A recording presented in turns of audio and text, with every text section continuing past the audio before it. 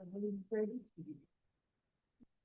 Actually, formally get started, I'll about to start off, this meeting with the word of prayer, the teacher, and he has graciously said that she would get us started. May I ask, I respectfully, she's not to pray, that you will be mindful, three things for which you are grateful. Bowing confess.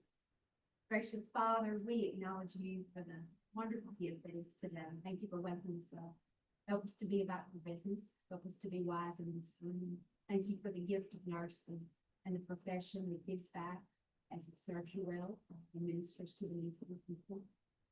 Help us as we navigate this day and just put an inch of protection around us all. Continue to show us in this. We love you. Before we go, we'll call us to order and declare forum. I would like to do a roll call.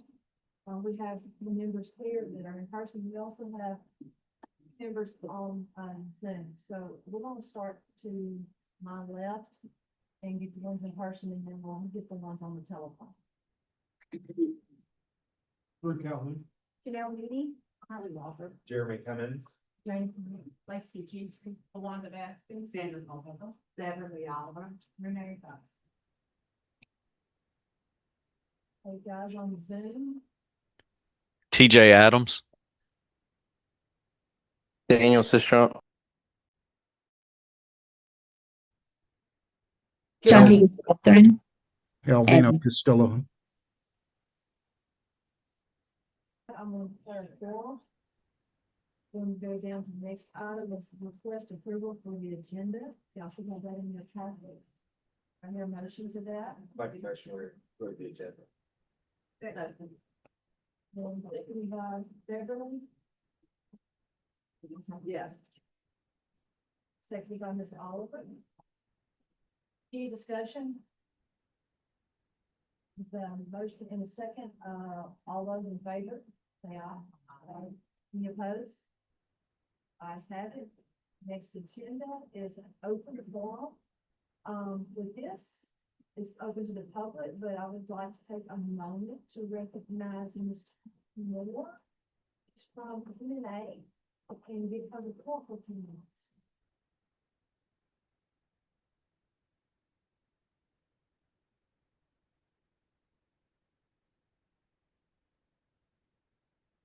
Thank you, and good morning, President Clinton, to the board, director, executive director, Johnson, and the entire executive team here. Before I introduce myself in my new role, I would like to take a brief personal point of privilege, just to introduce to you who I am. I was raised in a small town, Mississippi, a small rural town, Fayette, Mississippi, in Jefferson County. My mother, who is a retired licensed tropical nurse, was my first nurse role model. She inspired me and motivated me to demonstrate compassion in everything I do, to help people succeed in life. My grandfather, the late Honorable James Charles Evers, taught me that leadership is ultimately about serving others and creating opportunities that improves the people that you work with. These two examples continue to shape the way and the why I live today. Above every title that I've held throughout my career, there is one title that means the most to me: nurse. I am very proud to be a nurse.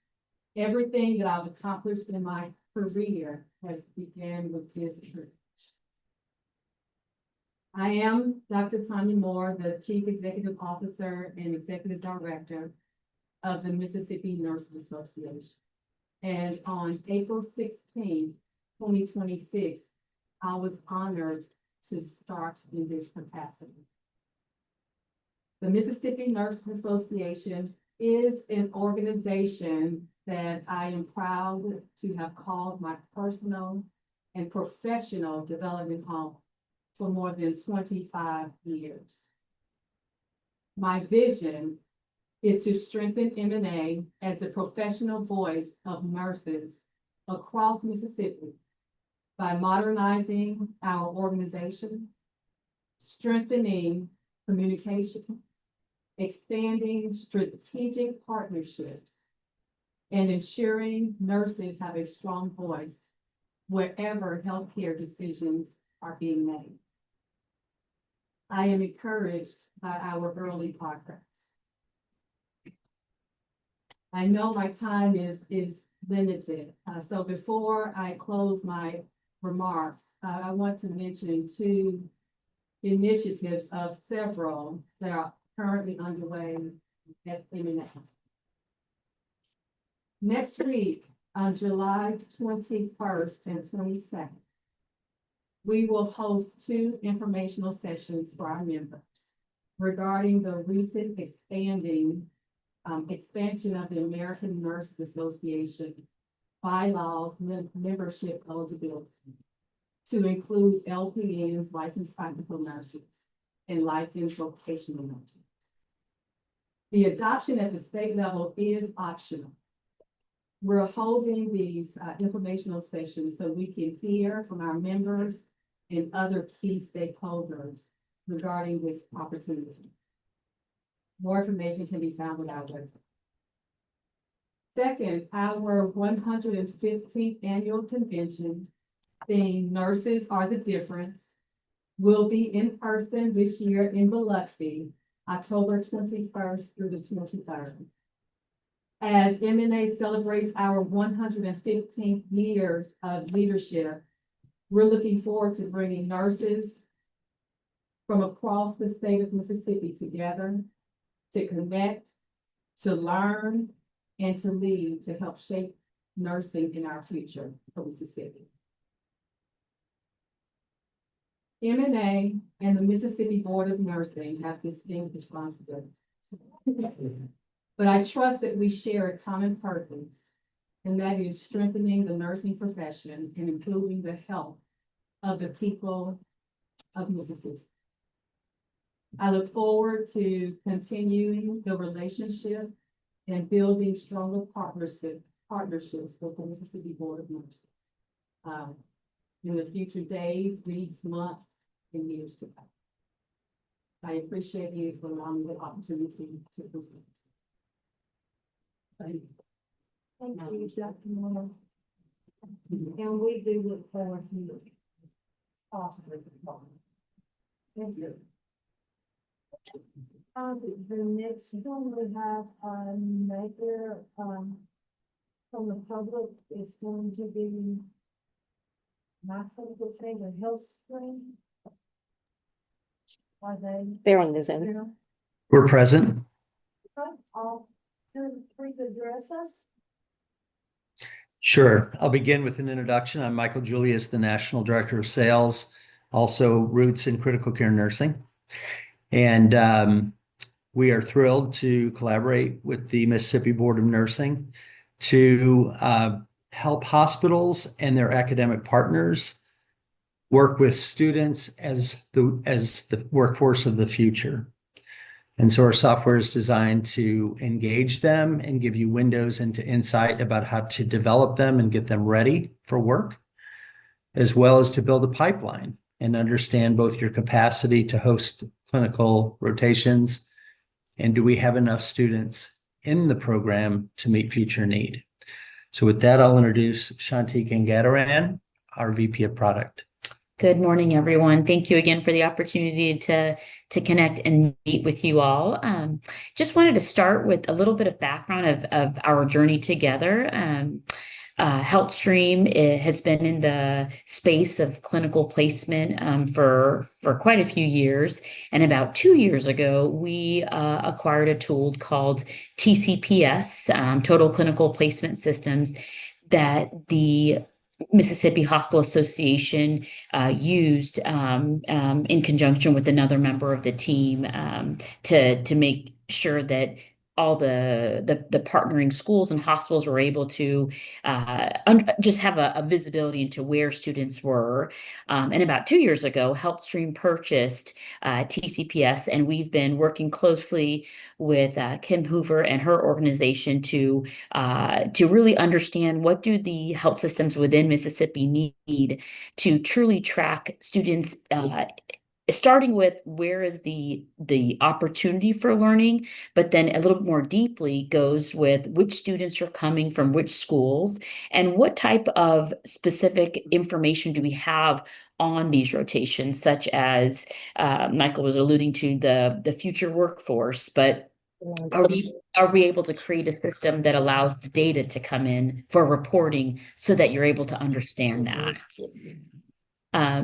And so earlier this spring, Michael and his team came to Mississippi to roll that out and to intimately unpack what does each health system need from a data perspective, and how can we leverage MyClinicalExchange to capture those pieces of information so that that state roll up can start occurring.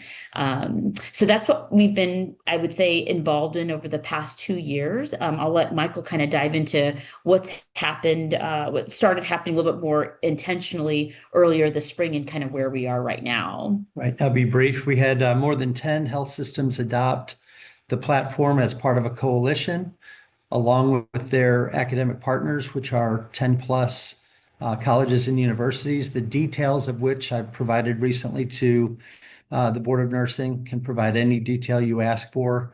But also those that were not able to kind of come aboard in this next wave, we have numerous additional commitments to join the coalition for the spring term. The spring term. So a lot of enthusiasm from both the hospitals and their academic partners. It's creating efficiencies. It's creating reduced costs for the students. And we're very thankful to the Board of Nursing for your funding toward this program.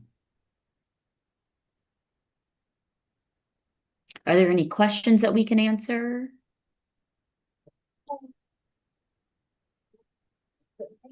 Information and some questions. To email me, and I will submit it out to them and to Dr. Johnson that they are all in the group.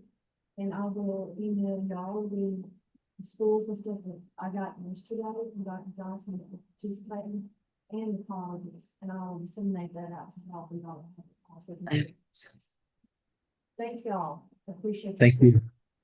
Thank you. Dr. Hoover. I'm having a little trouble hearing. I think you said something about me, so I'll just briefly. I'm just here to tell you how much we appreciate the support from the Board of Nursing, from ONW in particular. Anything that can help hospitals have a smooth transition for their clinical and avoid disruptions is always helpful. But I know how much the schools of nursing and the hospitals appreciate that. So thank you very much. Dr. Hoover, I'm sorry I asked you. Thank you. I think you said thank you. You're welcome. Okay,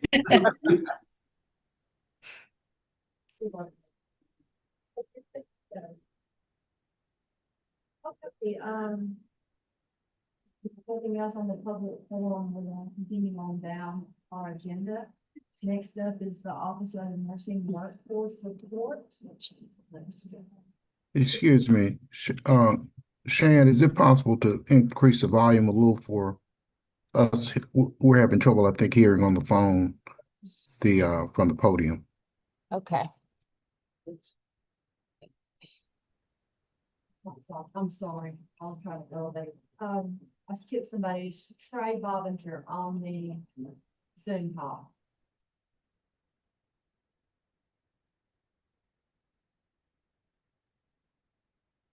Mr. Bobinger?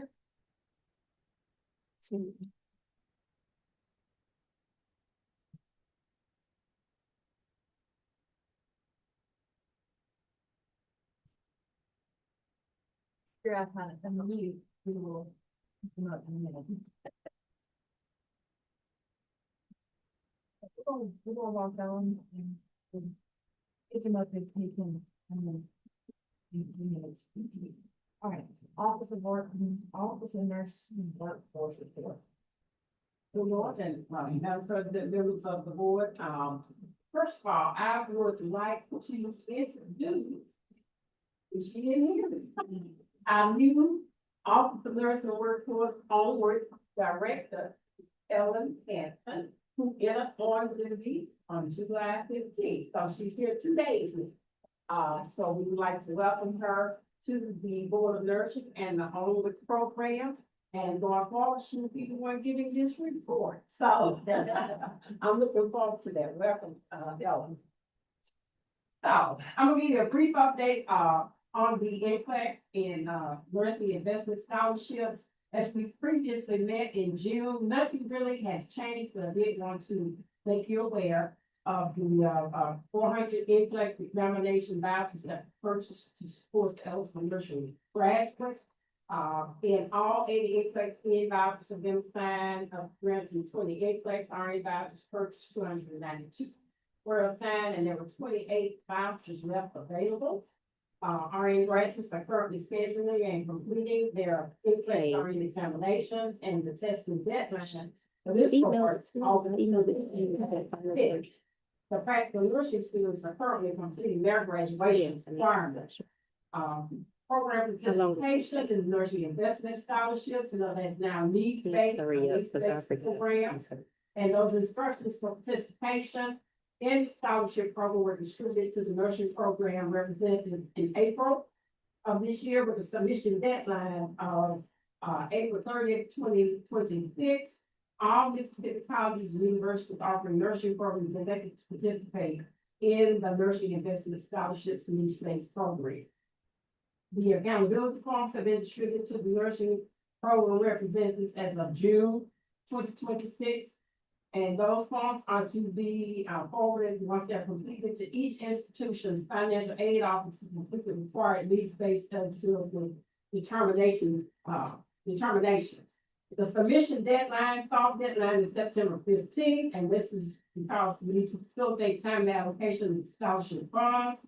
The final deadline for submission is November the 30th. And that is put in place in case there are institutions that require additional time to complete their student allocations. As of this reporting period today, no completed accountability forms have been received from those participating nursing programs. On the student retention scholarship, the program participation, we have a total of 24 nursing students that participated in that particular program. And the work verification forms were due on July 15th from the remaining participants, and you can see the current status. 17 have completely successfully completed the program requirements, and there are 7 remaining participants that will need to complete the requirements. When we reviewed the information of the 24 participants, the return on investment for the state of Mississippi is that 17 of those 24 have remained in the state of Mississippi and are practicing nursing in the state of Mississippi. So that's a great investment opportunity to retain, not only get nurses in the workforce, but retain here in the state of Mississippi. But for the nurse volunteer, Mississippi Nurse Volunteer Program, that's our alternative to discipline program that's housed under the Board of Nursing. We currently have 28 participants. And I think when I spoke with our coordinator, potential new participants, there are 3, and 1 is scheduled for program completion in August of 2026. And that's the report of the ONW update. I would answer any questions if you have. Dr. Johnson, Thank you. ready to do this? It's LPN. LPN. You want to do it? Practical nurses. Okay. All right.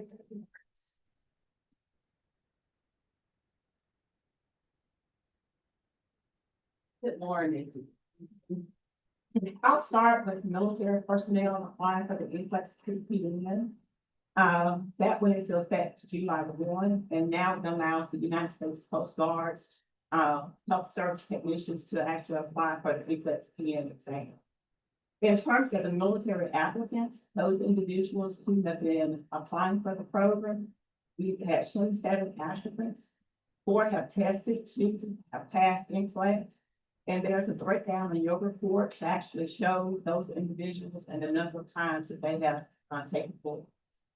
Also attached is the PN annual report, and I'll briefly go over that information. This is a requirement as of in statute as well as the administrative code.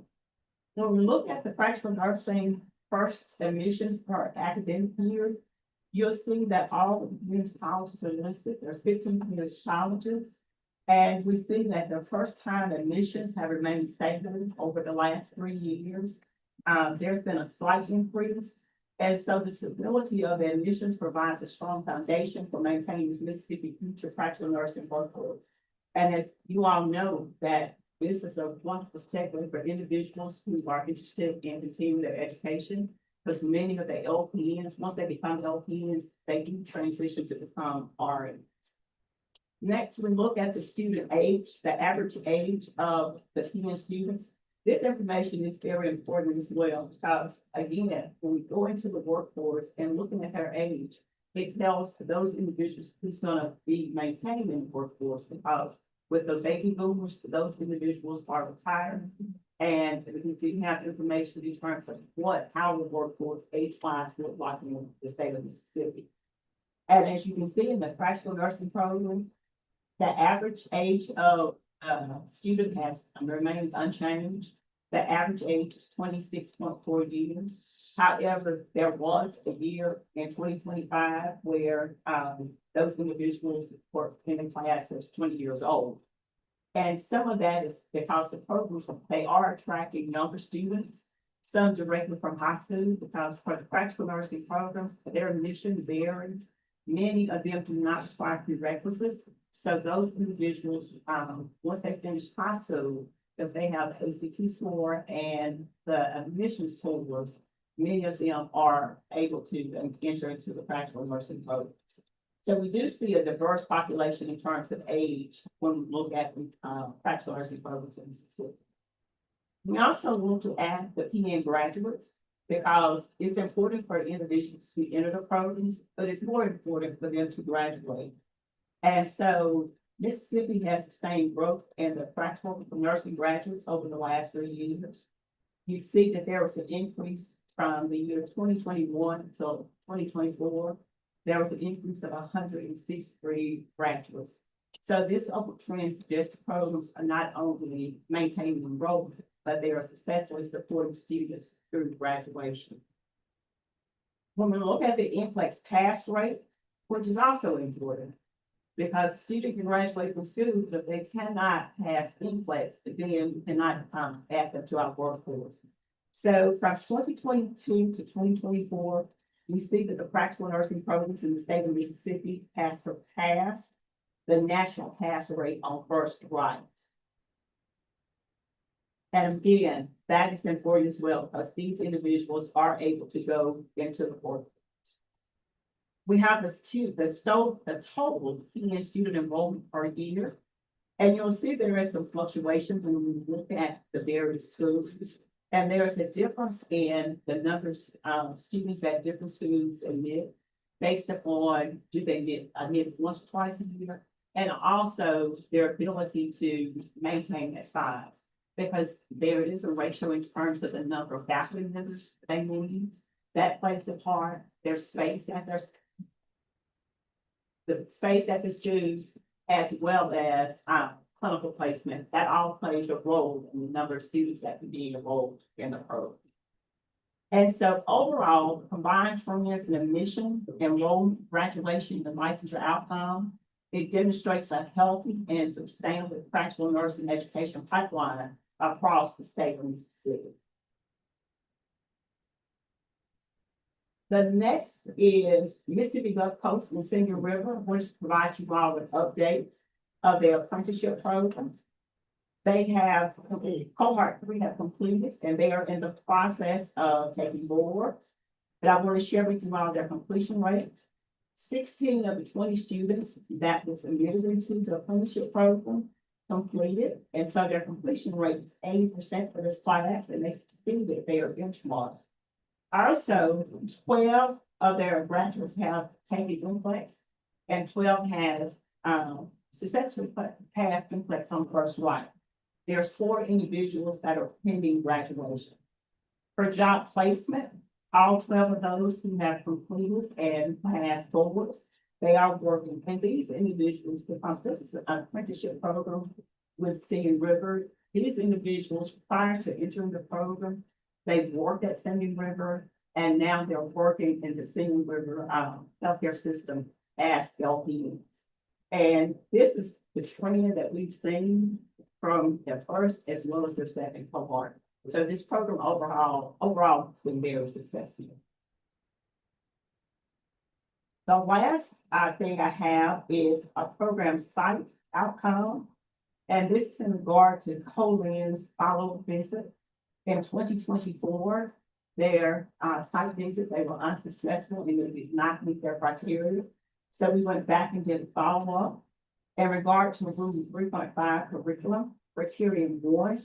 And this deals with the entire curriculum, which is under the auspice of the Community College Board.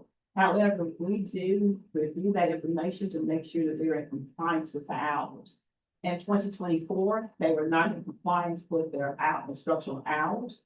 However, after the follow-up visit, that standard and the strategies was met, so they are now in compliance with criteria 1.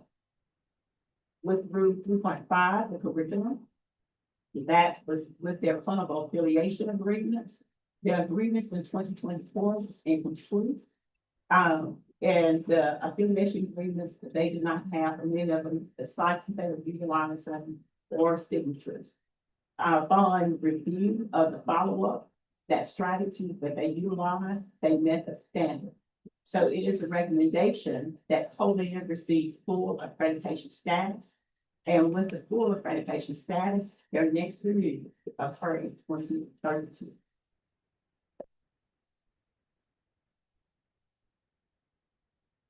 I hear a motion that we approve Dr. Burke's recommendation to come in the community college.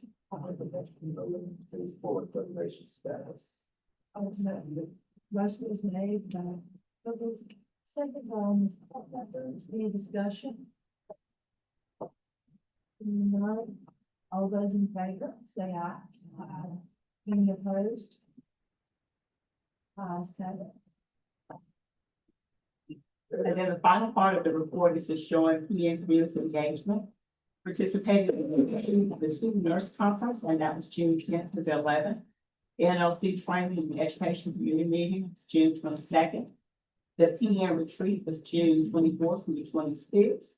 The Journal of Nursing Regulation Meeting, that occurred June 16th. And the NCSB and Education Consultant Meeting, that occurred June 26th. And that is the end of my report. Thank you, Dr. Burks. Madam President, Mr. Barbinger is ready. Go back up in our agenda and speak to Mr. Bobinger. Can you hear me? Trey, can you hear us?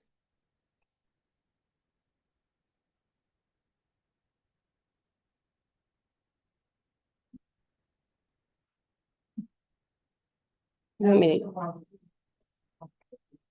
This is the picture that, he had, issues, with some, plumbing and housing, and he didn't run up there, it was an emergency.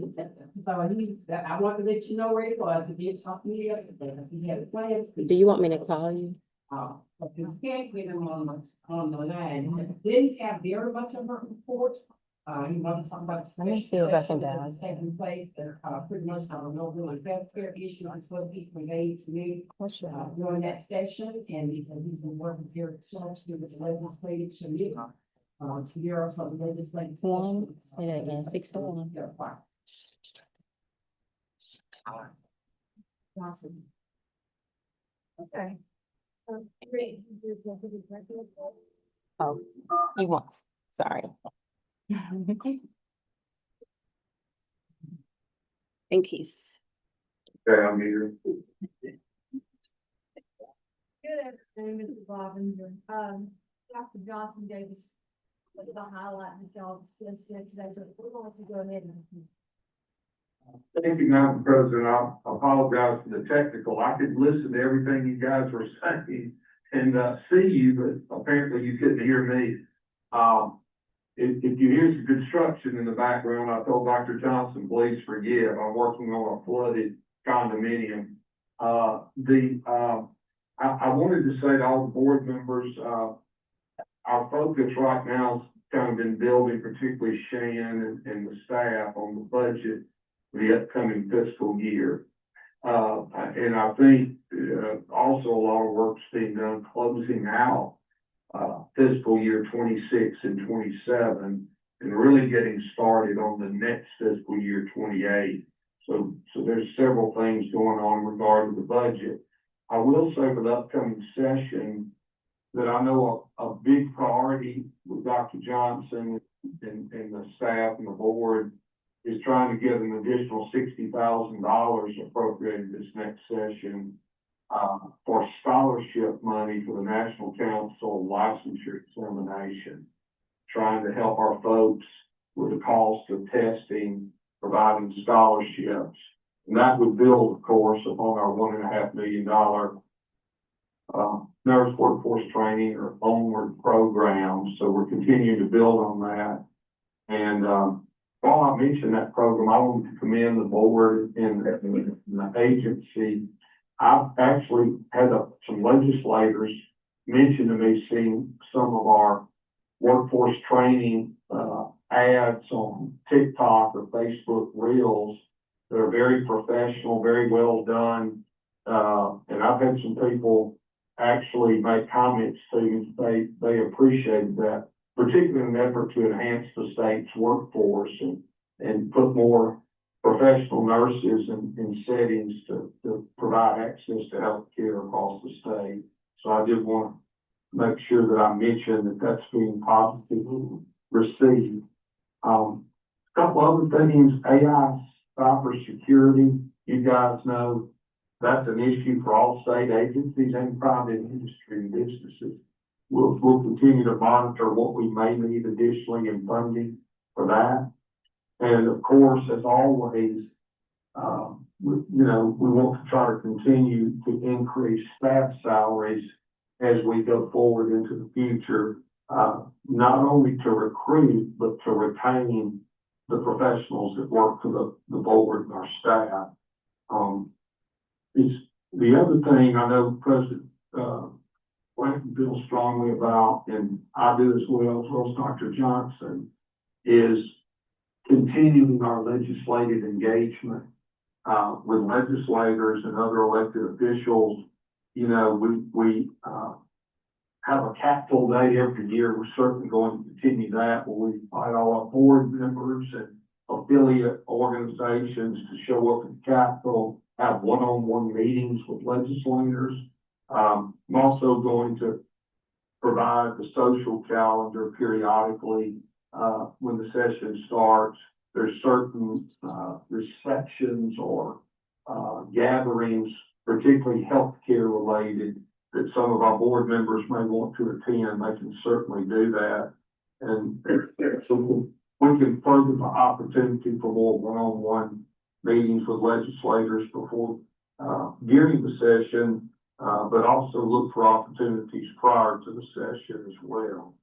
So I think those are some of the things that are being focused on now, as far as I think the budget's in focus, wrapping up. You know, our new fiscal year started July 1st and looking forward to the next session. And as the fall moves on, I'll be meeting, of course, with our Madam President and Dr. Johnson and Shan on the budget, our staff, and Mr. Cummins and our legislative committee. Mr. Albino and Ms. Clanton are on that. So as we start to move into the fall, I'm sure we will discuss possible legislative issues for the upcoming session. Are there any questions or comments? No questions, Mr. Bobinger. Thank you for your time. We do appreciate it. I hope everything works out well for you. Being here. Getting my floors up now. No, I appreciate it. Thank you. Thank the board. Thank you. All right, goodbye.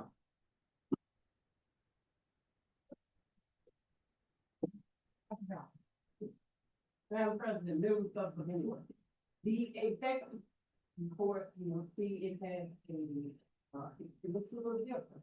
It's somewhat lengthy going forward. This is what the report will look like.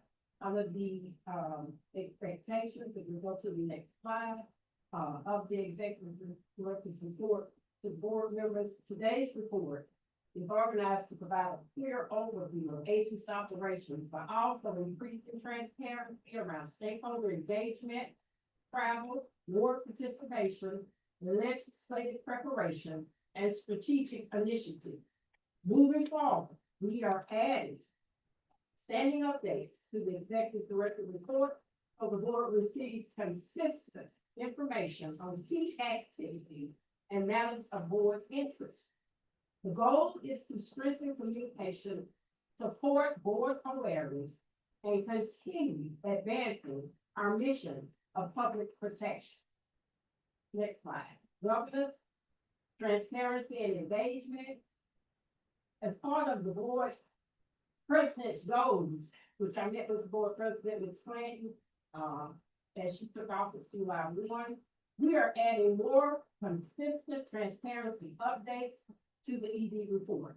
These updates will include stakeholder engagement, staffing board travel, conference participation, legislative engagement, major agency initiatives, and significant operational updates.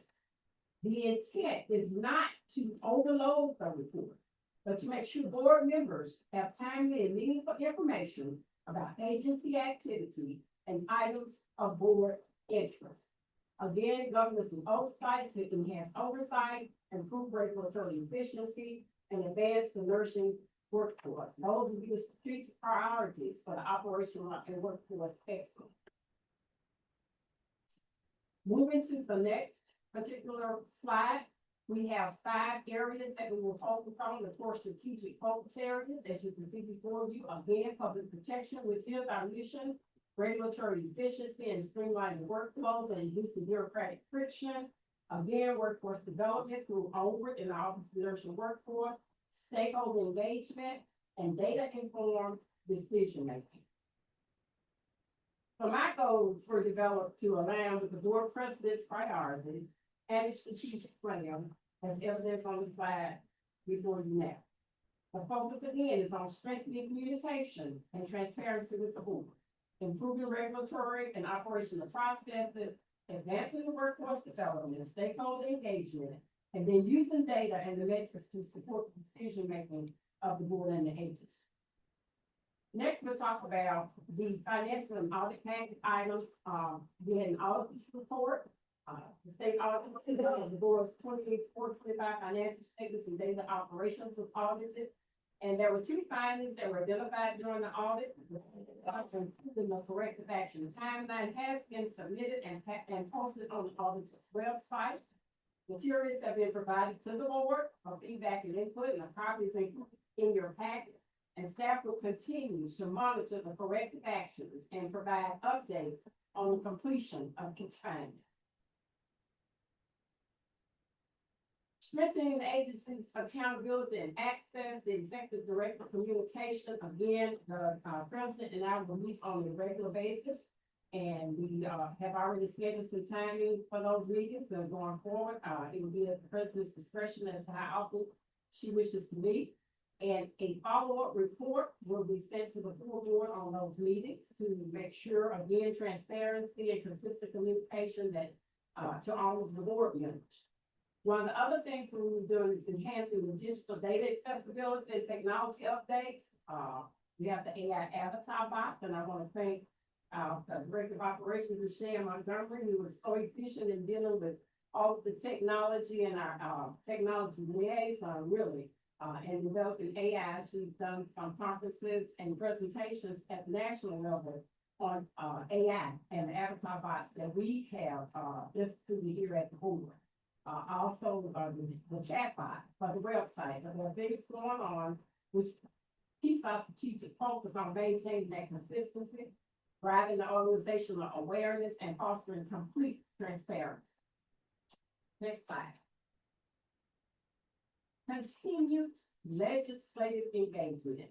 We've been involved with the legislature very much so, and Trey Bobinger, our lobbyist, has been able to navigate that for us and does a great job of doing that. But this year, planning will begin earlier to allow more time for scheduling, coordination, and contingency planning. Of course, that's contingent upon funding and whether it's within our scope to do some of the things that the board may want to have done. So therefore, we will be reaching out to the auditor's office for clear guidance and follow-up. Invitations will again be sent to key legislators, including the Public Health Committee members to attend our annual meeting. Representative Butler Washington attended last year, and several others expressed interest but had scheduling conflicts. We did reach out to several of them last year and invite them to our board meetings and other events. So I want to focus on Trey. He will be a vital component. If you're looking at Stephanie Bullock, he'll provide a legislative social calendar to help identify upcoming events and engagement opportunities. Board members and key staff who are interested in attending those events, they coordinate through Trey and also through me. But I will be working very closely with Trey. He's going to work very closely with the legislative committee, Madam President, on establishing an event calendar and participation by members of the legislature in board nursing events. I think it's important. We are all subject matter experts here at the Board of Nursing that we serve as a primary resource on questions before the legislature on nursing regulation, licensure, workforce, and public protection. And then appropriations engagement. Very important to be involved with appropriations. It's an annual and priority engagement opportunity, and it should continue. We've been blessed to be able to be involved with the appropriations and the legislators down there in those particular committees. And so we need to continue to approach that with intentional preparation each year. So board members and staff are encouraged to attend when appropriate to support that visibility, that awareness, and understanding of the board's budget priorities. Next slide.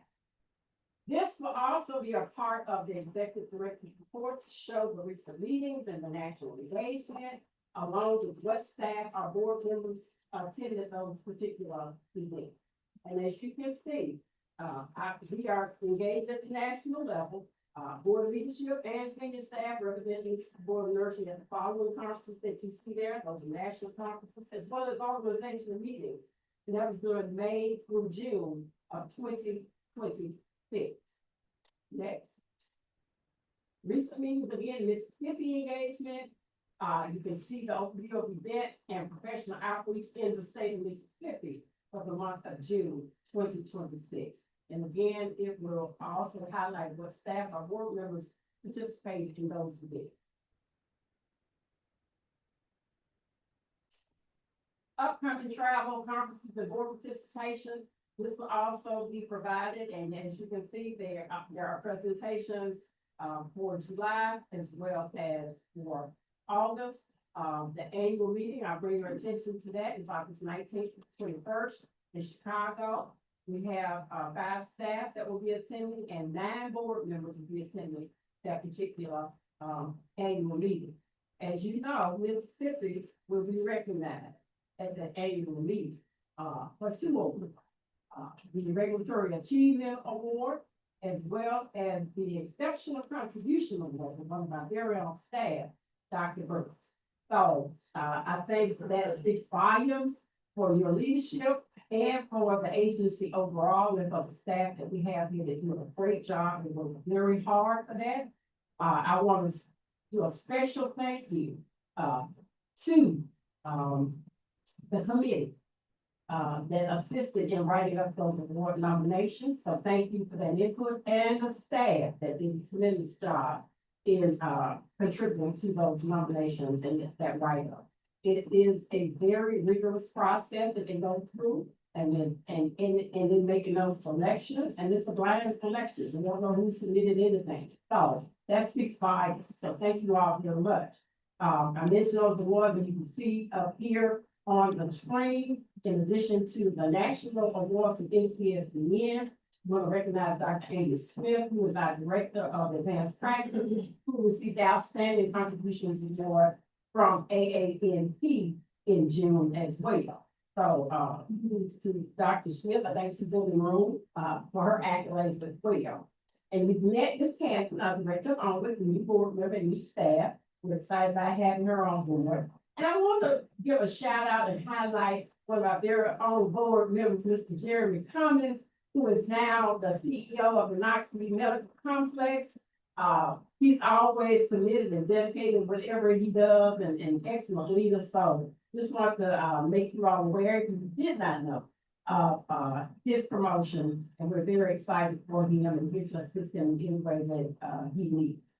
Again, thank you all. And most importantly, I want to do a special thank you to Dr. Lacey Gentry for going above and beyond in support of the Office of Nursing Workforce. You do a great job, and we're very appreciative of what you do. Next. We go on to licensure and education. RN renewal period is over July 1 through December 31st, 2026. It's been highlighted in the Board of Nursing magazine. We also send out reminders as it's supposed through our technology span system. So the RNs should be aware that they can now go in and renew their license. I want to bring your attention to this slide because this is the 3-year trend of the active Mississippi licenses. And you can see, when you go across board and you start from 24 and come up to 26, there's been an increase in the RNs and LPNs in our state. That speaks volumes. Not only that, the APRN, we're up to about 10,000 approximately, Dr. Smith, APRNs, and that has expanded exponentially over the last 5 to 6 years. So this is a great trend. These are great metrics and great data that we can use going forward in our legislative agenda, as well as letting the public know that what the Board of Nursing is doing with you, the Board of Directors are doing to ensure that we get people in the workforce and that we get them through that pipeline to become nurses. So thank you for that. These are just a list of the schools that, because we have the Practical Nursing Certification Program under our hat. So I always like to show the number of schools who have 15 practical nursing programs and no proprietary program. Next. Now let's talk about regulations. The Administrative Code updates. These were 2 outstanding rules that were on hold until the OLRC met, and I gave you an update in June, but as you can see the status, we met with OLRC on June 23rd, and the changes were approved for Title 30, Annual Code Part 2825, where the Executive Director Signature Authority now was replaced at the hearing count can sign that, a specified regulatory action. Additionally, the next one was Title 30, Annual Code Part 2880, Rule 1.1, and that dealt with the fee schedule. Again, on that same date, we met with OLRC and the changes were approved. When does that go into effect? 30 days. 30 days after that resolution. And we have not received the resolution. So it doesn't go into effect until we receive the resolution. It's 30 days after we receive the resolution from the Secretary of State's office, correct? But it was approved. Looking at the case management and docket activity, you can see the number of matters that were handled in June. The current legal caseload of 159 active matters, and that's a decrease from what we had in May. So the legal division continues to work and do an outstanding job in trying to move cases forward. Next. And that's a summary of, where we are at, as far as this calendar year. What the work the board has been doing, and that does not include what you just recently completed. That will be on the next report. Compliance continues to work. We have 149 cases in compliance that are active. And, the division concluded a quarterly compliance audit recently, and there were no significant findings, and that's a strong indicator of the program integrity and staff diligence and monitoring those individuals that are on the board. Okay. Looking at our fingerprint processing, what's the next one, please? We have 60 cases that are over processing since the last time we met, 211 in-person fingerprints were taken process. We have 718 applicants that are registered in the system, and 618 fingerprints have been transmitted. Next slide. This is your investigations data. 92 allegations were received since the last time the board met. There are 739 open cases. I can't speak, I'm showing this. How do you know? On the screen. 207 open APRN cases. We have 2 people working right now on APRN cases. That will continue because we get complaints coming in daily. So even though they're working through them, there will continually be a high number when you see open cases. We were able to close 93 cases. So that in itself was successful in our opinion. Now, this is what is the crane across the nation. Kudos to the superstars of the Mississippi Board of Nurses for the video that was done. I've got calls nationally about this video. It's out there about the initiative that Owen is doing. You guys are rock stars, did a great job. When I saw this, I'm like, wow, these board of nurses and staff, I know. You all did a tremendous job, and it came across as very touching.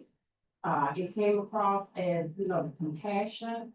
It was just wonderful. It was just wonderful. I've got calls from everybody about this. And Spray mentioned, I think every media outlet, nationally and in the state of Mississippi has picked up on it, and they're putting those words out all across their media outlet. So thank you all.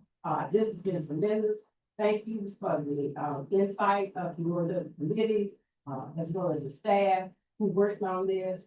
And Ad5 is who also worked very diligently with us to make this possible. So thank you all for doing that. Wonderful. Now you're on to your next. Okay, Mississippi Nurse Voluntary Program. There it shows 30 active participants, and now we have 28 active participants.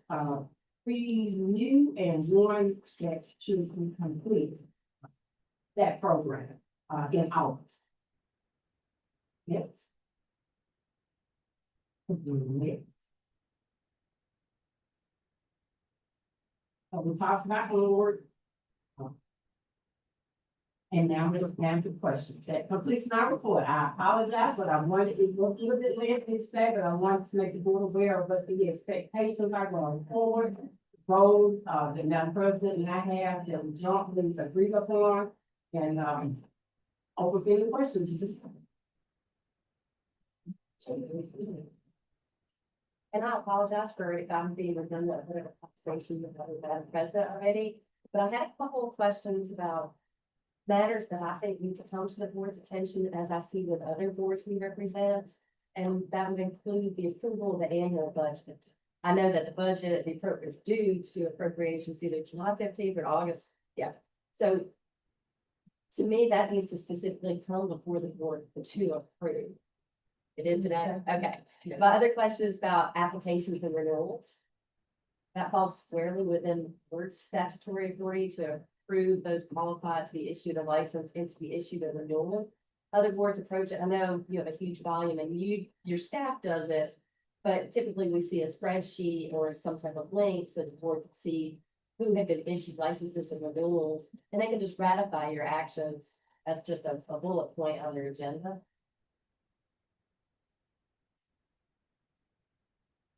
And then contracts. I think in all my time here, I've never seen a contract come before. And I know you guys have contracts with vendors. And those to be valid actually have to come before the board and provide obviously with whom the board is contracting, the amount of that contract and scope of the service.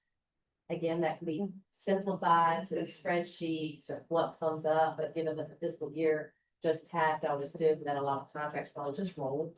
So the way the contracts work, if I may, they do go before the board. They're in their budget packets. Anything over 50,000, we bring before the board for for approval. But if we want to bring those that are under 50, I think we only have about 2 that are over 50, and that's our thought span, and it's renewed through ITS.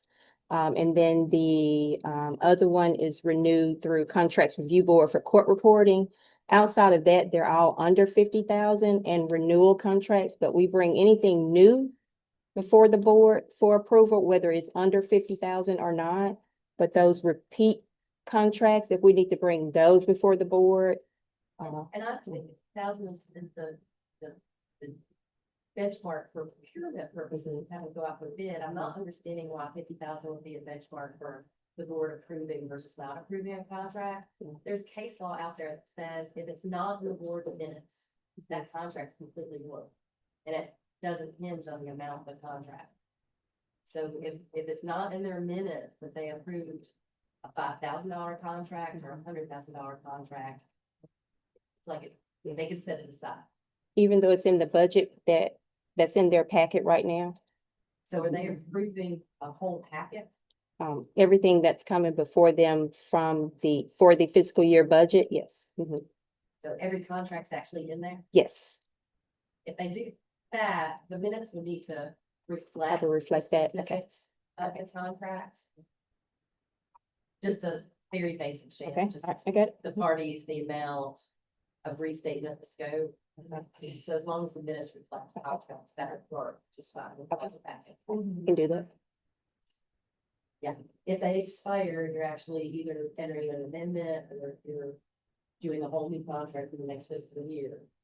Just again, in the spreadsheet format, y'all could just put, I could be in your board packets, but it does need to be approved. I would spell it out potentially in the minutes, because like I said, there's Singing River just had a case about a year ago where they can easily set aside a contract because it wasn't memorialized in the board's minutes, and it did hinge on the amount of the contract. Just a few things that you're obviously working with Madam President and going forward and how to make sure that the board's participating and aware. Madam President, on a brighter note, I would like to highlight something that you spoke of in your report. That would be the obvious growth of nurses in the state of Mississippi. If you look at a 2-year time period over this between 24 and 26, I'd like to highlight that the RNs have grown by 5,000, LPNs have grown by 1,500, and APRNs by right at 1,500. That's amazing. That's what we were challenged by the legislature to do. I think our onward or OAW onward scholarships have been very, we've seen a return on revenue there. Also our input voucher program, we do invest a lot of money into that, but I think we clearly see a return on revenue when we're getting this number of nurses. You talk about retention, but I also want to bring up the growth. We're doing a very good job growing nurses in Mississippi. If you travel out and talk to other boards of nursing, they're not seeing this before. They're not seeing, they talk about decline of nurses in their state. We got growth of nurses. So I can't recall your name, but MNA, I mean, this is something to really brag on for Mississippi. You know, we're growing 6,500 plus nurses, you know, in our state over 2 years. That's remarkable here. So, you know, I think that is something that I mentioned earlier in executive committee that needs to be here to the legislature. They can see, you know, we're not on the decline. No longer are we on the decline. We're actually growing. And that's a very positive mark for our state and for the nurses. So I just want to highlight that because I think that's very, very positive. Thanks.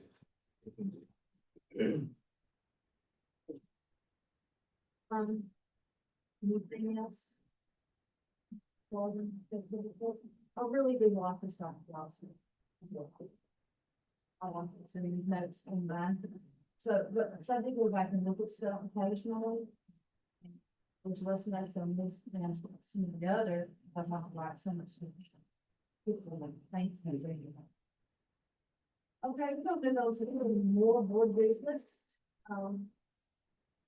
I would like a request for an approval of the business meetings that was June the 5th, 2026. Like a motion.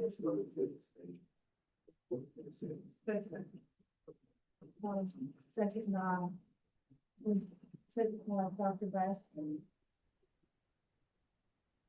Any discussion? Hearing none. All those in favor? Any opposed? Okay, I'd like a request for the approval of the hearing panel minutes for June 2026. Ms. Oliver, the second. Okay, that's the second. Any discussion? Hearing none. All those in favor? Aye. Okay, forward. Also would like a request for approval of the agreed settlement proposal minutes from June of 2026. Ms. Fulker, one more second. Ms. Oliver. Any discussion? Hearing none. All those in favor?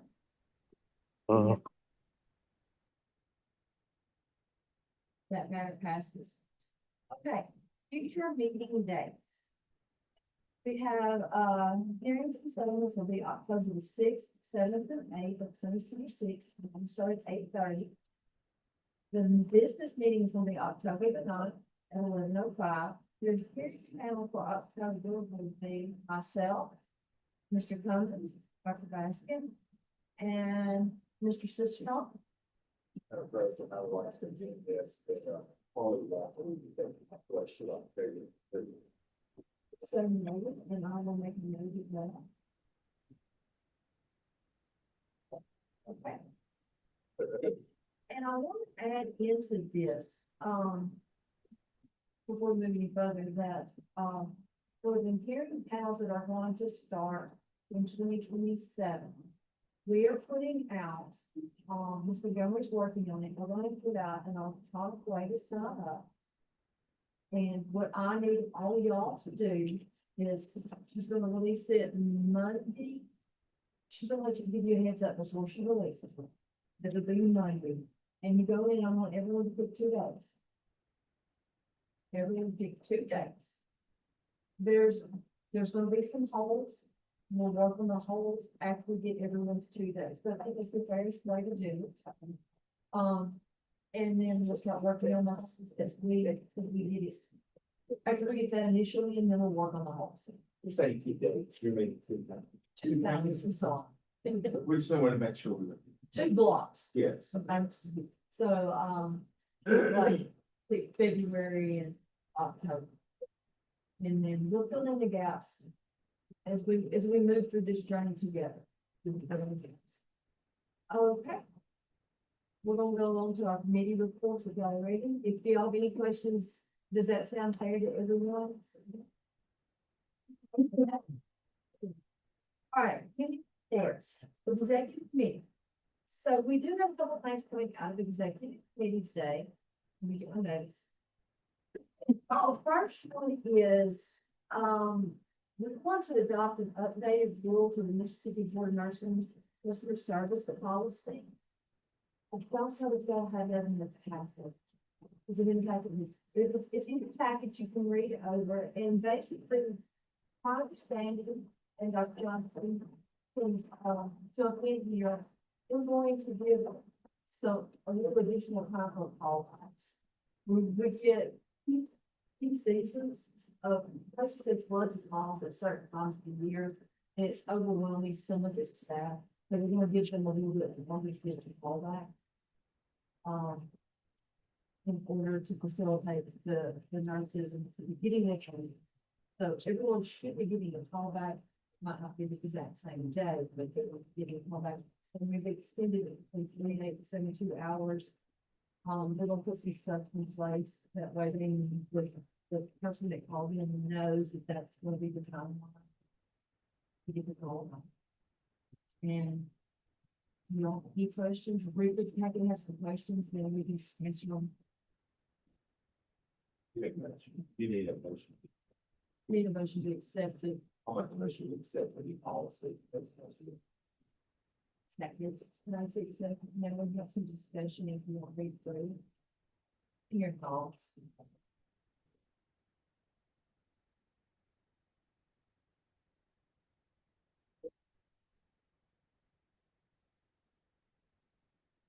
It's in place right now, this is 24 hours. And I will let Dr. Johnson give you the specifics of what we have with OPRE. For the involvement happening there, so I'll let you.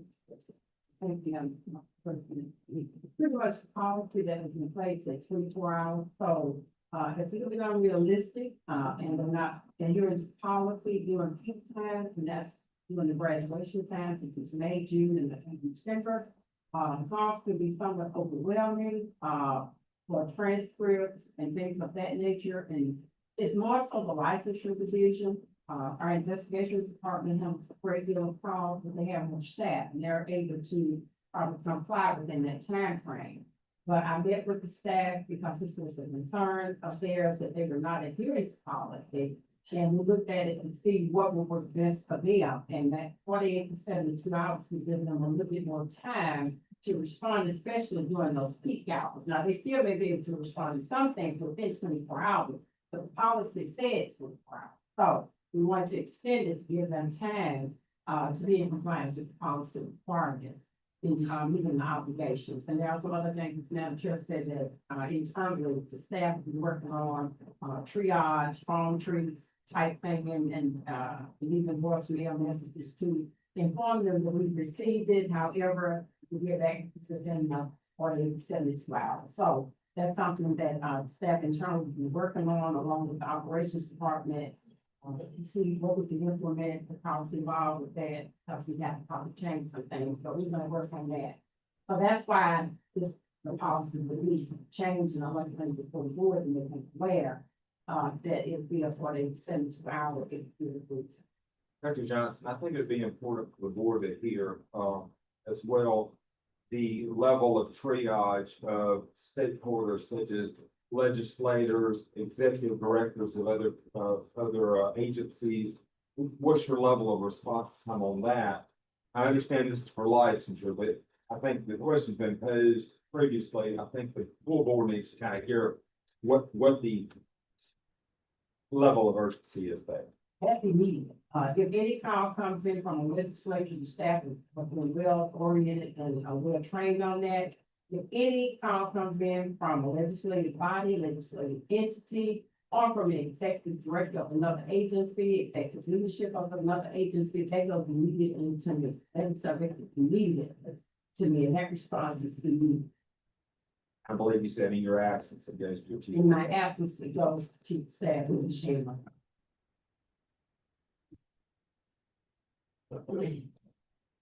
Yeah, any thoughts, questions, concerns? I have a motion on the table that was made. All those in favor, say aye. Aye. Any opposed? We'll move forward with that. There's the second motion that came out. That is to approve the 28 to 32 strategic plan for the university. And I think that's in your packet. So if I get this motion. I'll make a motion, we approve, just repeating the plan. Second. Has been second. Any discussion on this strategic plan? All those in favor? Aye.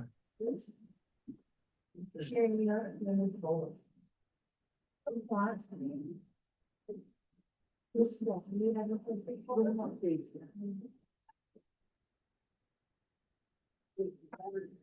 Adopt the compliance committee's recommendation to accept the addendum extending license of R 898-292, probation by 12 months to the February 2026 final board order with automatic revocation for non-compliance. And the second one is we accept the extending license number R 906-496 MP probation and suspension of his CSPA by 24 months of April 2026. Final board order with automatic revocation for non-compliance. And the motion is on the table, do I hear a second, sir? Second by Mr. Stevens. Any discussion? All those in favor? Any opposed? That motion carries. That's when we do that with me. It's all the best practice. Yes, we have a motion coming now to accept updates to the women care policy. And the updates are effective July 17th, 2026, APRN seeking the special privilege to perform women care with sharp debridement for the skin to subcutaneous tissue. Specifically, the CPT codes 97597, 97598, and 11042 must hold a wound care certificate accredited by either the National Commission for Certifying Agencies or the Accreditation Board of Specialty Nursing Certification. APRNs who were approved by the board for the special privilege between January 1st, 2023 and July 17th, 2026, based upon wound care certifications that were not accredited by the NCCA or ABSNC, shall be grandfathered and may continue to exercise this special privilege until their current certification expires. Upon expiration of the non-accredited certification, the APRN shall have 1 year to obtain an NCCA or ABSNC accredited wound care certification. Failure to obtain any accredited certification within that year period shall result in discontinuation of the special privilege. And this came about because Dr. Smith was having a lot of questions regarding wound care and how far can an APRN is it bone, fascia, muscle, debridement that they can do? And so we decided that they can go by what the CPT codes are. And that's which I read out to y'all and what they specify. And the APRNs in the field, especially Delta and all that, they know what their limitations are, but we need to be specific in our policy. And also, we discussed the national certification. We require national certification with a lot of other special privileges, and we feel like that Dr. Smith was getting physicians teaching and our APRNs teaching within their clinic and getting them to take a test, and then they had a certification. And so they thought that was enough. The hours weren't there for practicing and that kind of stuff. So we wanted to be very specific, so it would help her out in the cause, and it is for public safety. Sounds much cleaner. Yes. I make a motion that we accept the wound care protocol revised as read. The second, Excuse me, I was. any further discussion? Was there any consideration given to the most rural areas of the state, maybe have wound care clinics? And the ability for maybe a nurse practitioner who's currently doing wound care to have an access to a certain period of time to get the certificate? Yes, their certificate usually is every 2 years to renew. And so when that time comes up, they've already been issued from the board. that they can practice under the special privilege.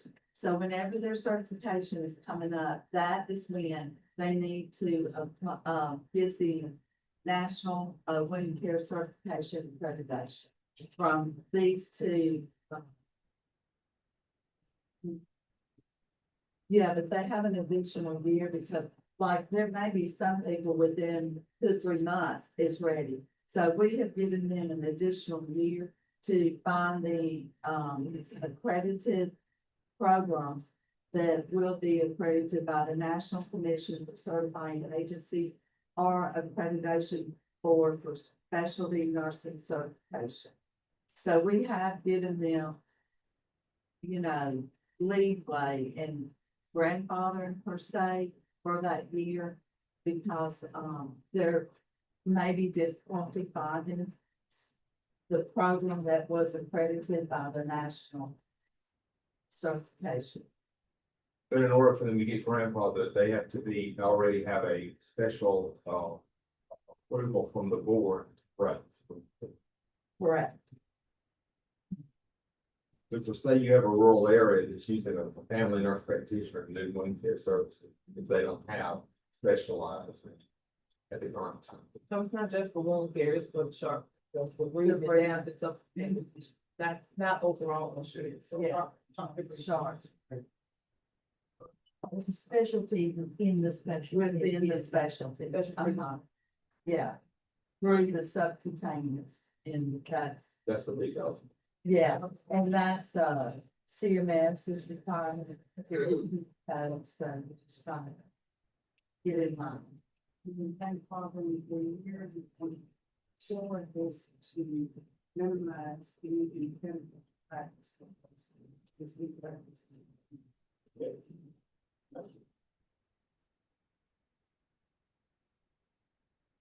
Any discussion? Call for a vote. All those in favor, say aye. Aye. Any opposed? Move to the next, practice committee. Let's move you. So, thank you, Madam President. We do have 3 items from the practice committee. We met this morning and the practice committee's tasked with pursuing the Russell decision-making model. And we said for the years, and today we would like to make a motion to revise the statement of the city board and the decision-making model. I think in your packet, you have a copy of what it currently states. And I'd like to just share what you'd like to revise it to. So the use of the city board of nursing decision-making model does not independently establish scope of practice or confer authority to perform a procedure. Rather, it is a tool that provides a structured framework to guide professional clinical judgment. Decisions must be based on current evidence practice, nationally recognized standards and best practices, documented education from a credentialed educational source, validated competency, employer policies and procedures, available resources, and the nurse's ability to safely perform the procedure while protecting the health, safety, and welfare of the public. This model should undergo periodic review with board's practice committee for every 3 years. So that's my first motion at that time. That motion's on the table, second. Just all in second. Discussion. Call for a vote. All those in favor? Aye. Any opposed? Here's the last one. Passes in 3 minutes. Okay, my second one, we would also like to add a motion to add an unsure area in the end of this decision tree, stating that if you are unsure about any of these items on the decision tree, we want them to contact the supporting person. So we want to add a box on there that would be able to contact the person. What other second? Discussion. All those in favor? Aye. Any opposed? My last one. We'd also like to make a motion that is in the scope of practice of a nurse to be certified in vascular access, place in the time peripherally inserted central catheter only when a normal upper extremity cannot be used and the following basic requirements are met. Licensed nurse is educated and competent in the procedure. This education and competency must be documented officially and on an ongoing basis. There is a medical order for the procedure. The licensed nurse practices according to generally accepted standards of practice. All necessary resources are available and the facility has policies and procedures in place addressing all aspects of the issue. Motion's on the table in a second. So, Mr. Culpepper, second. Any discussion? Repeat that again. That's for a licensed nurse or for another? Yeah, this is for a license of probation. And this is if they have the certifications, that's correct. So, there's no other option. Registered nurse that is. That is credential. And that's really, that's. Further discussion? All those in favor? Aye. Any opposed? Motion carries.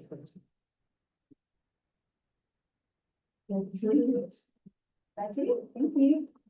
Okay, we be on administrative code, so I'm gonna finale this one and then turn it over to the new chair. To the Andrew. Next time around, oh, I got it. I got it. It's really simple this time, so the admin code, we're going, we have to look for proposed amendments to part 2018's rule 1.14 to include the United States Coast Guard Health Service technicians and authorize the filing of the amended rules as an emergency rule of the laws. That is what I'm asking. Hold that for a second. Any discussion?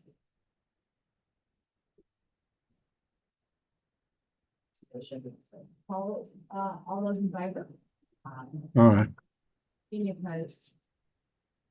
No opposed, motion carries, and that concludes my business with admin.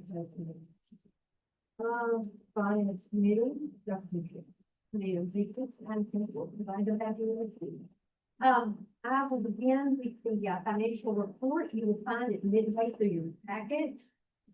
It's a spreadsheet labeled Board of Nursing, 1838, fiscal year 26 year to date. There are also additional reports under there, as well as a available cash report.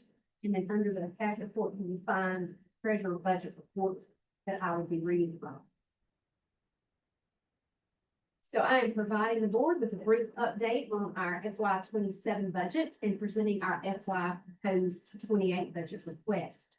Under our fiscal year 27 budget update, we're currently operating under that budget, which began on July 1, 2026, and will run through June 30th, 27. The appropriation for FY 27 is $5,162,460. The appropriation requires $2.7 million to be set aside for salaries and $1.5 million to be used for government. The budget is now underway and does support our ongoing operation, including personnel, insurance, etc. The one big ticket item for fiscal year 27 is to add the AV equipment budget to the boardroom. Yes.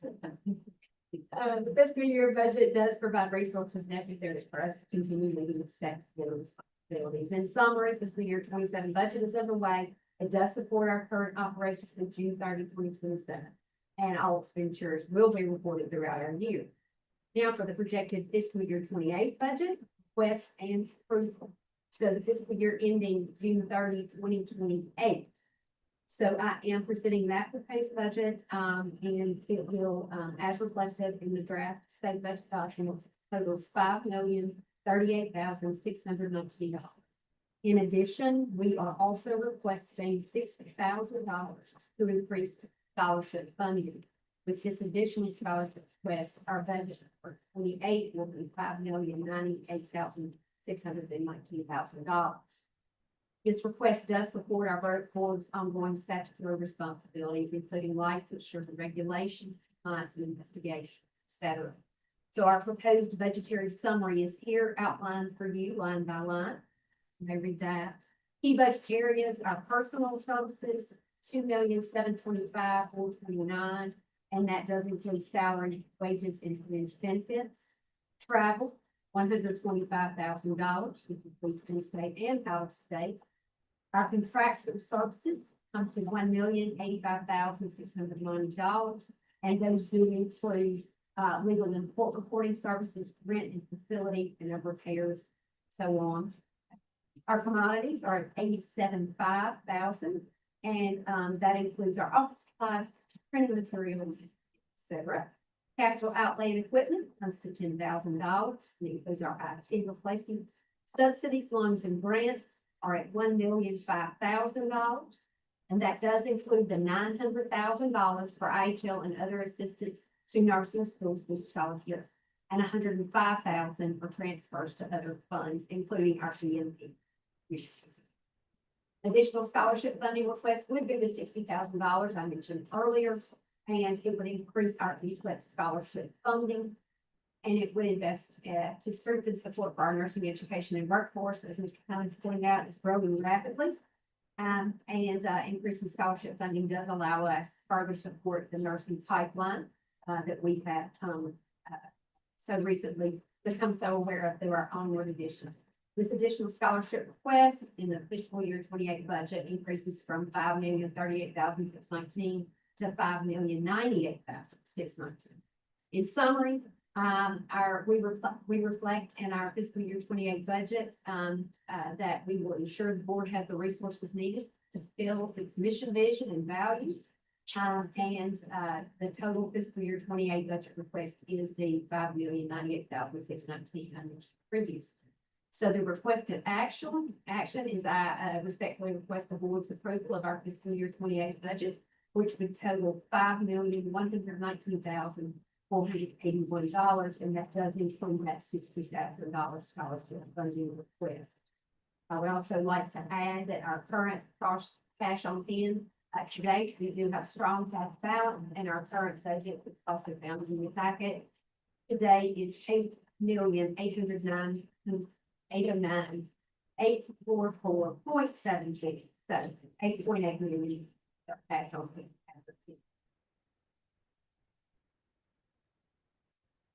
So this is regular report and presentation. Is anyone second this? Secondly, any discussion on the finances? I do have a question. We've already got the code. You need to wait for questions. That's the thing. Yeah, so have it in the attachments associated with it. Cover all the contracts that may be included in the package, as well as the proposed budget.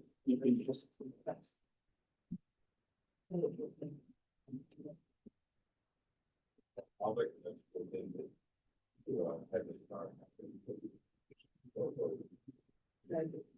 Second, on this one. Equal discussion. All those in favor of accepting that? Yeah. Any opposed?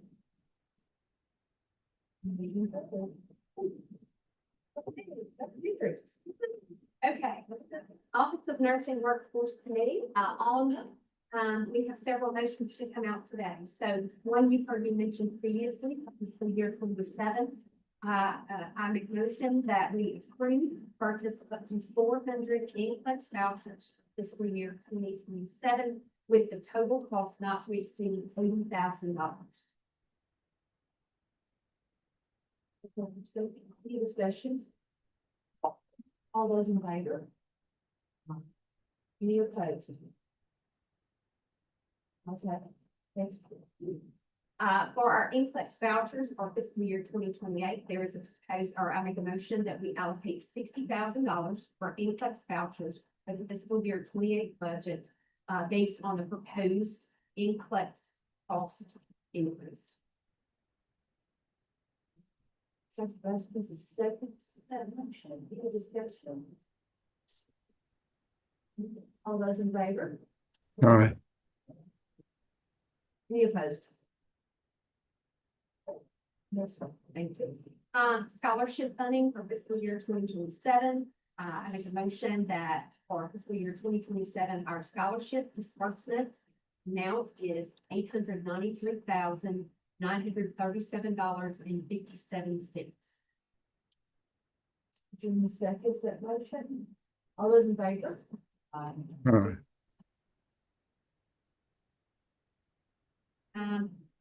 Next, I make a motion that we bring the matter before the full board for discussion, input, and or consideration regarding requiring continuing education for RNs and LPNs in the state of Mississippi. Motion made and seconded by Mr. Culpepper. In the packet, you will see, single sheet of paper that pops and sounds. Okay, it's not in your packet, sorry. So. I mean, can you give us details? Okay, like what would be the requirement and all that? Well, it's proposed, that we need to discuss it and get everyone's feelings on it. Currently, 38 states have continuing education requirements for nursing, ranging from 5 hours yearly in Rhode Island to 18 hours yearly in Iowa. Many states require certain topics to be covered under the nursing CEU requirements, such as substance abuse, mental illness, and even implicit bias. Most states use a learning management platform, such as Canvas, or what we're familiar with in CSBN, which is the ICRS, so that type of platform. And it does allow to upload, track, and audit all CEUs that come through that platform. It is noted that barriers to obtaining CEUs, such as cost, are often circumvented by providing free CEUs on the state's Board of Nurses websites that offer a virtual option and will be obtained at any time. Evidence supporting the need for continuing education in nursing, improved clinical competence, and a review of 14 studies. It is found that continuing ed significantly enhances nurses' knowledge, technical skills, and decision-making abilities, better patient outcomes. Ongoing training ensures that nurses stay updated on latest medical guidelines, technology, treatment protocol, which directly correlates to reduced hospital-acquired infections, lower readmission rates, and improve patient satisfaction scores. Third, professional development and retention fosters career development, job satisfaction, and competence and confidence in clinical roles. Fourth, adaptation to evolving healthcare needs. As nurses, we are lifelong learners and we commit to that. With rapid advancements in healthcare and technology and treatments and patient care modules, CE equips nurses to quickly adapt and maintain high standards of care.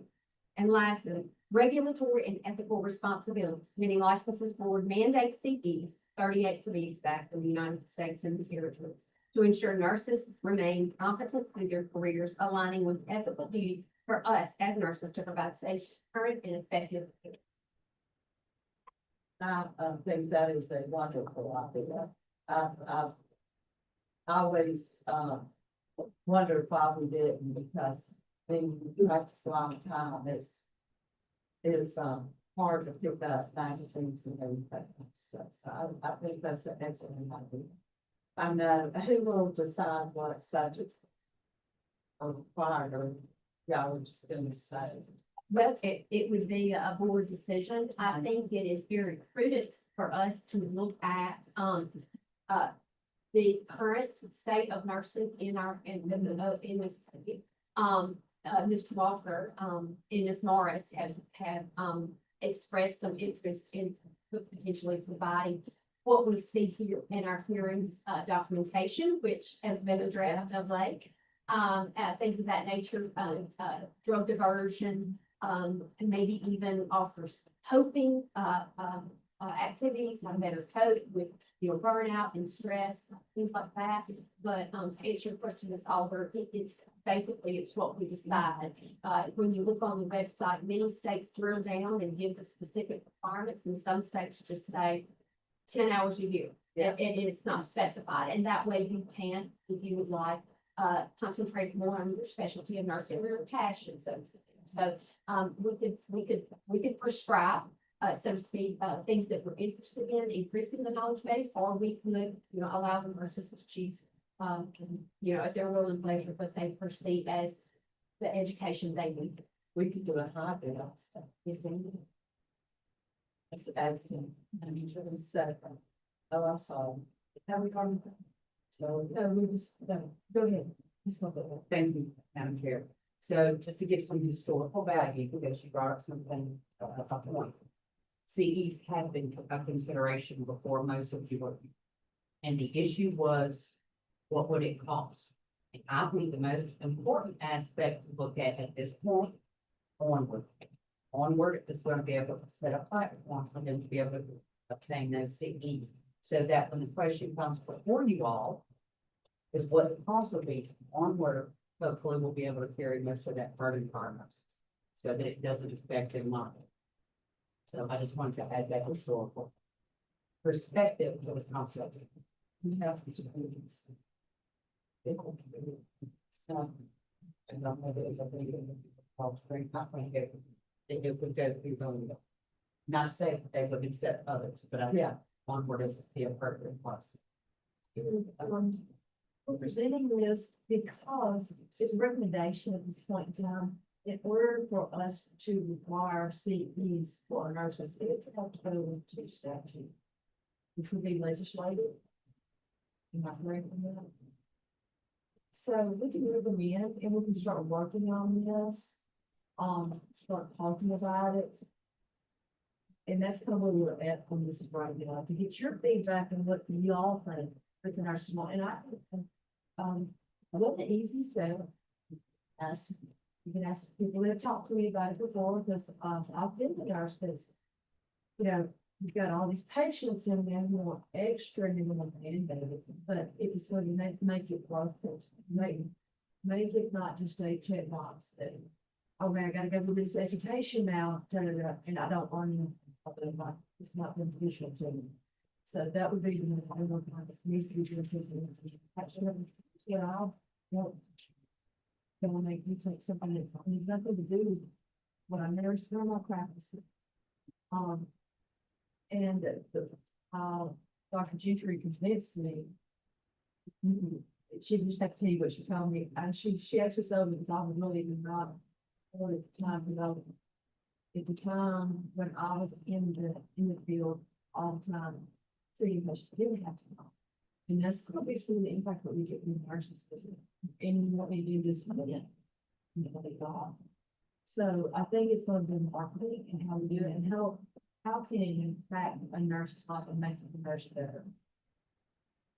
Is my key takeaway, and I was opposed and I was so. You don't change my mind very often. When I get when back up, this is on the adamant. So I need to get so it's something for us to think about. We can table it and have more discussions as we get closer, but like I said, we can recommend it, we can put the education out there, try to start driving just to it. But in order to make it, we have to get started with things. Mr. Very question, but I think we have one. I would also like to add, you're one of the very few professions in the state that do not require continuing education: pharmacy, medicine, occupational physical therapy, respiratory. If professions require continuing education because it's best practice, because we are lifelong learners. Things change after we get out of nursing school, so I think it's important and imperative to maintain our practice at the highest level in education system. And my certifications that I hold, they require me to have so many hours of continuing education. Every time I move, I have to submit, upload. And those, if this, how you explain it to me, I can use my current CCs, you know, in this place. So I wouldn't have to do extra on top of what I already am required to do to my certification. As is. I think we're very open, and I'm honestly looking forward to this. I think we group right way really impact our nurses, which in return will impact their patients. So, any other discussion?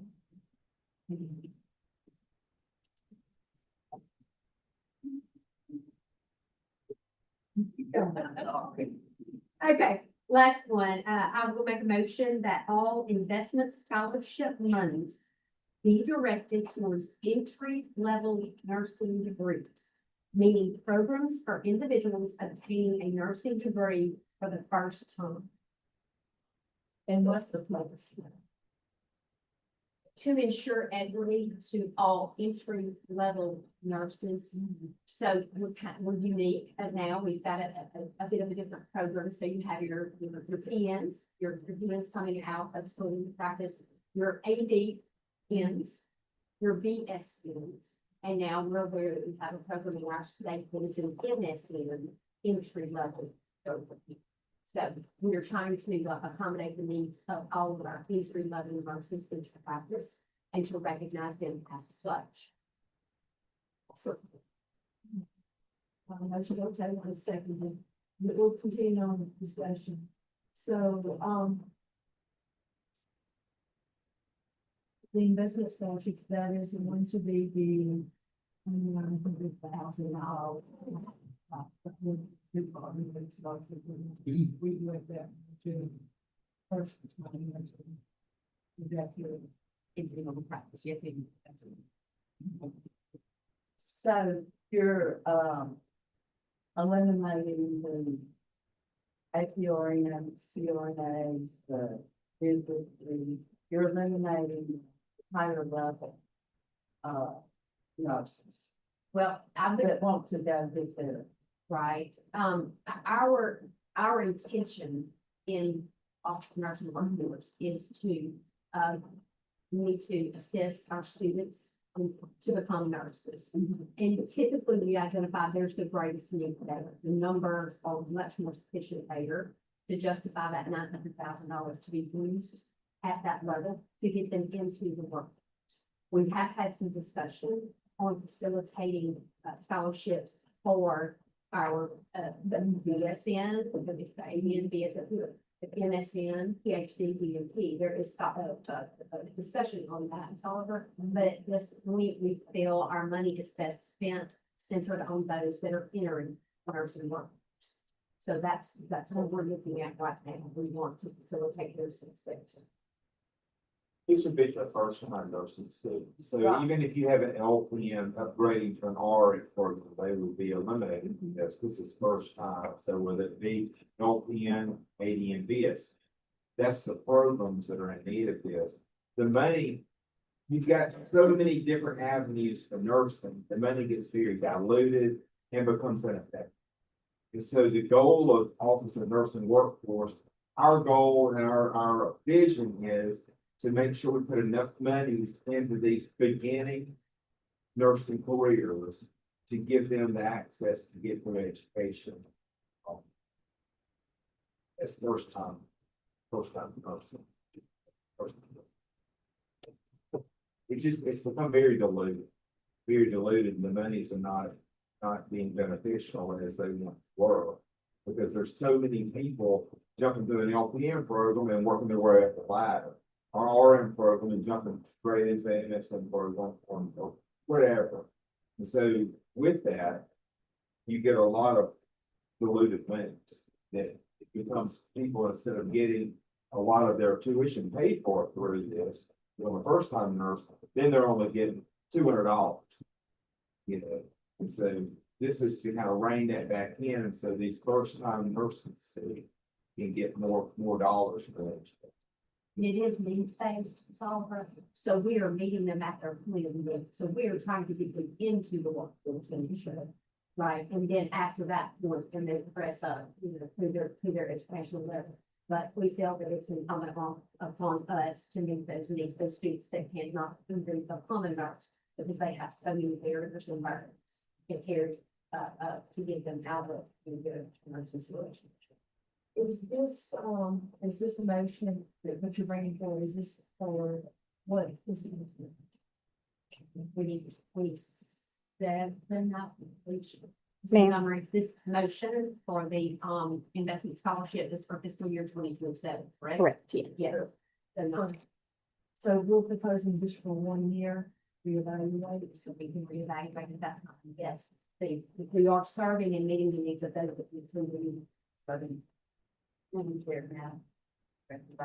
So with that being said, we should see numbers increase in nursing programs based on what you're saying right now, correct? In theory, yes, ma'am. Yes, the financial dollars will be drilled down to a more specific population of those entering the nursing workforce for the first week. And I think that's an important factor. I mean, when we look at the expenditures for the different programs, I'm envisioning just one scholarship that we've given out, being able to cover just 3 dollars. So I think that's a great idea to say thank you for looking at that, but also going back and reevaluate. And our hopes are for the future to continue growing the funding we have through onward so that we can invest into our advanced tracks or our nurses that want to upgrade. This is just kind of a base layer foundation of regrouping this and looking what's important. What's important is getting nurses, bedside nurses into the workforce.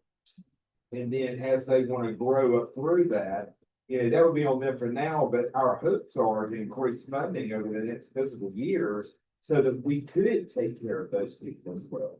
It's not that we're trying to abandon people trying to do better for themselves, but we've got to pull. It's all got to be reined in a little bit because it's become so diverse. It's got to be reined in a little bit. What's our primary focus? Well, through NW, our primary focus is to get nurses into the workforce, and that starts at that beginner level. So that's the reason we felt this was so important. But we do have a vision to increase funding, and we've actually talked about that as early as today. Increase funding so that we can infuse into the advanced practice and the upgrade. We want to do that, but we're just trying to get it where we can continue growing our nurses in Mississippi on the base level, and then move forward. Additional funding even on what your emails, one of those emails about providing insurance products. Start to bring something about what additional funding for scholarships and stuff. I'll find it out, but be on the watch out for that. I've got on all this to be noted off. And just get some feedback. Any discussion, questions? Motion.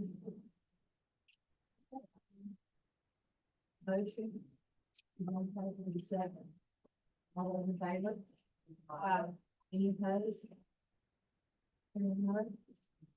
Motion passes. All right, at this time, I would like to recognize some very important people in this room who have been so passionate. Dr. Loretta Searcy, can you mind joining me, please? Dr. Loretta Searcy has served the last few years on our advisory committee from 2024 to 2026 in recognition and appreciation of your dedication and service to the Mississippi Board of Nursing Office of Nursing Workforce. I will say, point of personal privilege, Dr. Searcy and I go way back, and she has been an invaluable member of this committee. Her insight and wisdom have just been phenomenal in helping guide us in our decisions to advance our nursing workforce and safety. So, Dr. Searcy, we are amazing.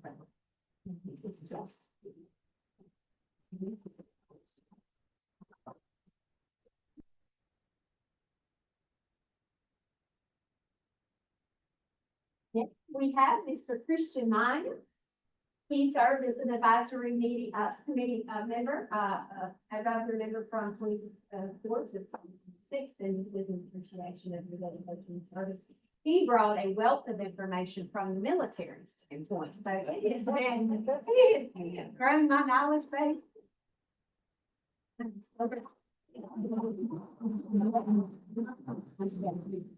you. I appreciate your time. Also, I'd like to recognize members who are not currently with us. Dr. Maud McGill. If you're on, thank you, Dr. McGill. Grateful for your service. Dr. Kristen Long.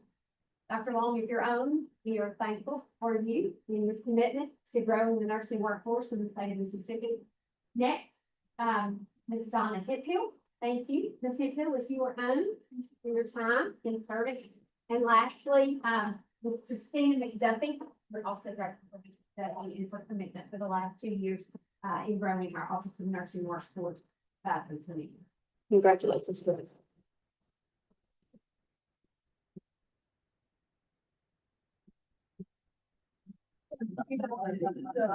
you, Dr. Gentry.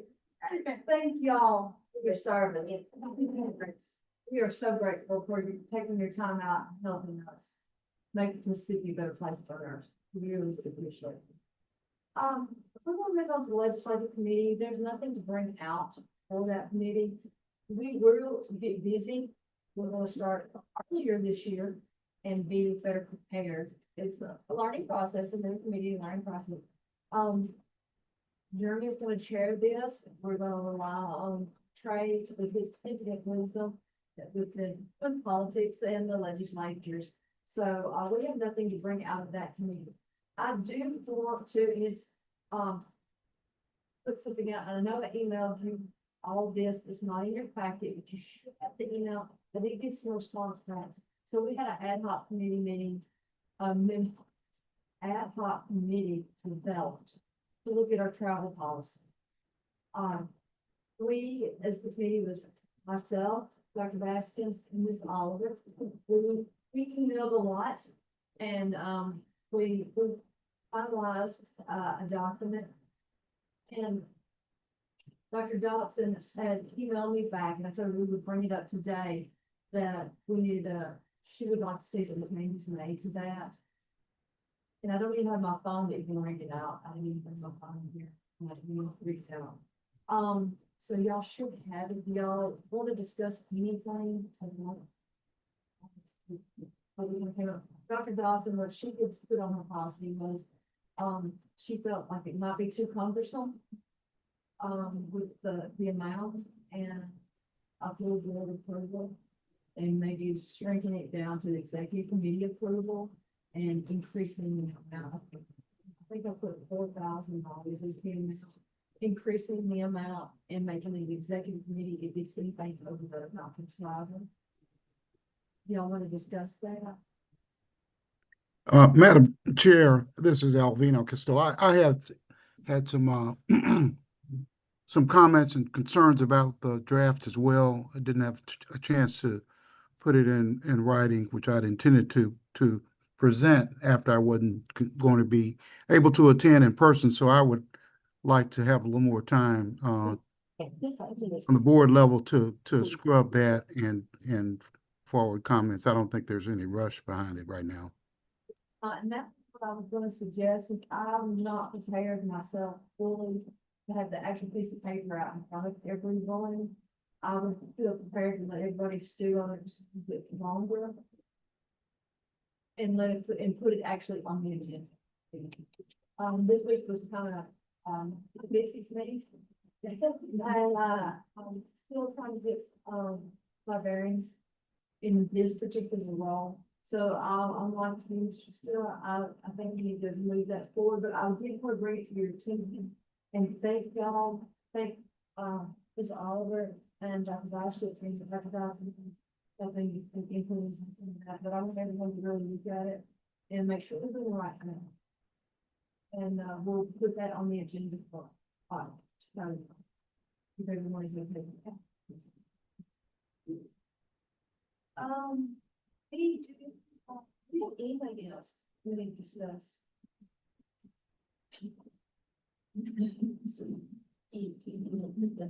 That'll probably take us into the executive session and then go get the come back and talk.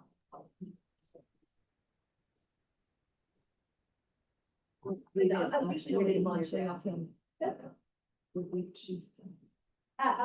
an appeal, excuse me, and that president can take forward into an executive session. You have to go run and make plates and we can talk while you leave, if you'd like to do that. Yes. That sounds good. I mean, we've got something to be honest. Yeah, there's nothing to do with so.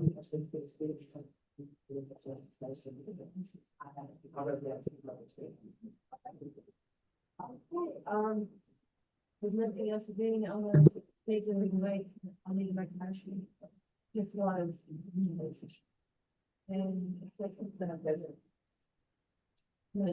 Just a motion. Just make it.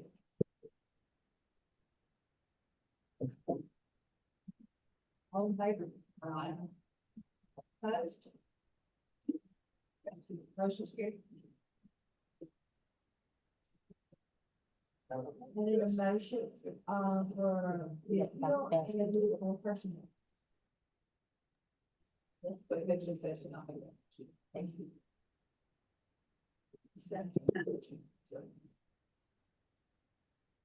All those in favor? Need a place. Dr. Baskin. Dr. Baskin. Dr. Baskin.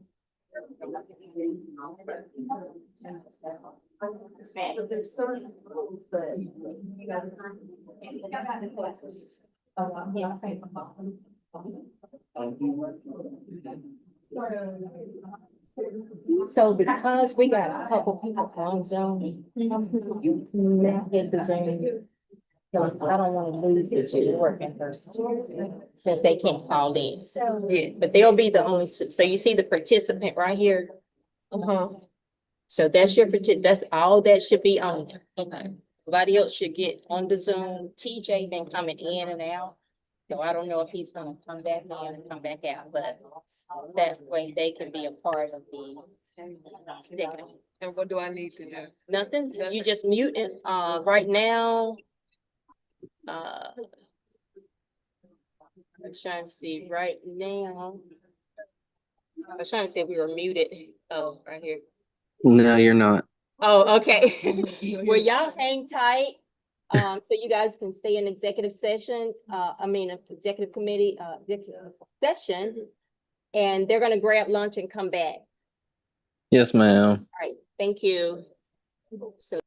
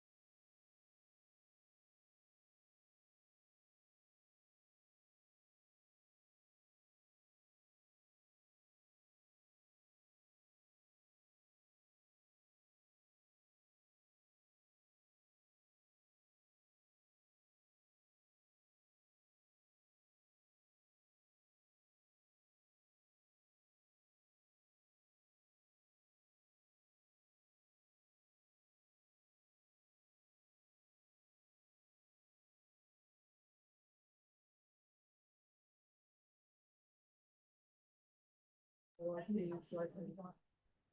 No worries, I just have the name. So it was introduction of the downside, before the time, just. Let's see.